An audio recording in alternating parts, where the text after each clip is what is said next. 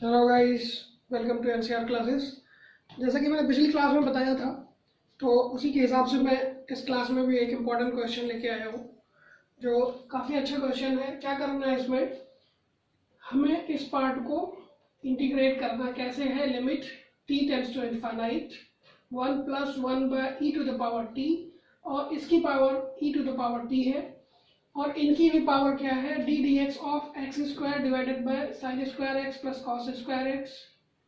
Limit जो दी हुई है, लोअर लिमिट है n इज इक्वल टू 0, क्या है sigma n is equal to 0 to infinite under root n minus under root n plus 1, और अपर लिमिट है sigma n is equal to 0 to infinite minus 1 to the power n divided by n plus 1, और इन सब को बंद करके इनका square निकालना है। ठीक है, अगर ऐसी केस है तो सबसे पहले हम इसको ध्यान देते हैं, ये क्या चीज है। अगर ऐसा करते हैं, put e to the power t is equal to s, ऐसा कर देते हैं, तो जब when t tends to infinite क्या होगा, s भी इनफाइनाइट को जाएगा। इसका मतलब इसको ऐसा लिख सकते हैं, limit s tends to infinite 1 + 1 by s और इसकी पावर s, ये आ गया। और ऐसा हो तो हमें पता है, अगर ये हम इसको fx मान लेते हैं और इसको gx मान लेते हैं, तो इसको क्या लिख सकते हैं, e to the power limit s tends to infinite gx into fx minus 1, ऐसा निकालते हैं हम। तो ये बराबर क्या हो जाएगा, e to the power L T S tends to infinite gx कितना है, s है, और इंटू fx माइनस 1 कितना हो जाएगा, 1 + 1 बाय s माइनस 1, ये से कट जाएगा, यहाँ से ये भी इससे कट गया, और आंसर आया सिंपली e। तो इतनी ये जो पूरी चीज है आपका यहाँ तक, ये क्या बन जाएगी, e। ठीक है, जब e बन जाती है, अब उसके पावर की बात करते हैं हम, उसके पावर पे देखते हैं, फिर आगे बढ़ते हैं।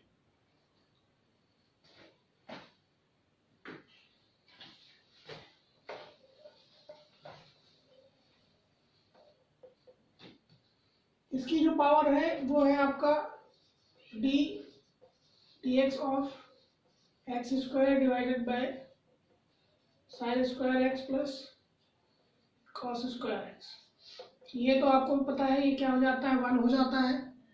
जब ये 1 हो जाएगा तो ये कुल मिला के क्या बन गया, D X of X square, जो सिंपली आ गया 2x। तो इसका मतलब हुआ कि यहाँ पे हम क्या लिख सकते हैं, इस पूरी चीज को हम लिख सकते हैं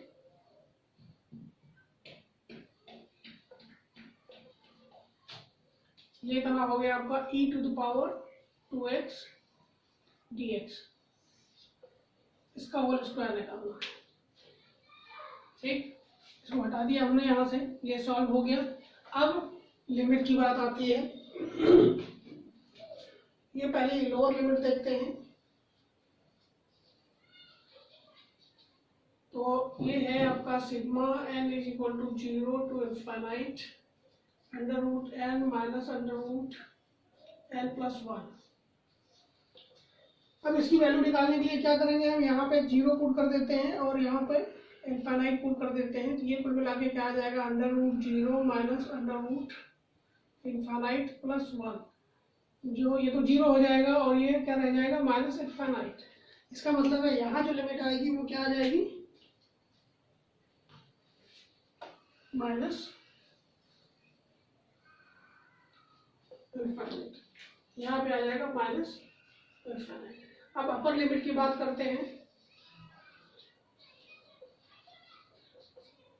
तो क्या दिया होगा, sigma n is equal to 0 to infinite minus 1 to the power n divided by n plus 1।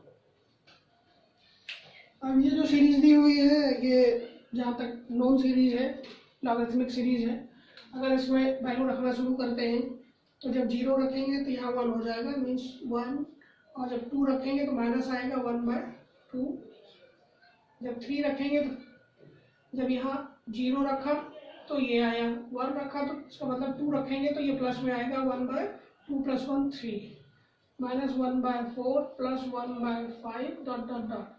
ये है क्या चीज़, अगर आपको याद हो ln 1 + x, इसका एक्सपेंशन क्या होता है, x minus x² 2 plus x³ 3 minus x⁴/4 plus dot dot dot dot.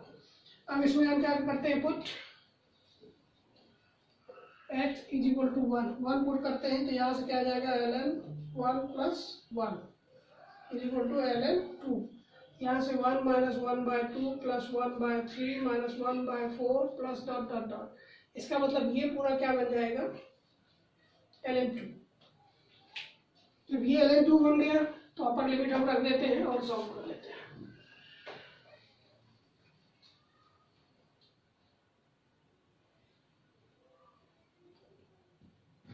ये है आपके ln 2।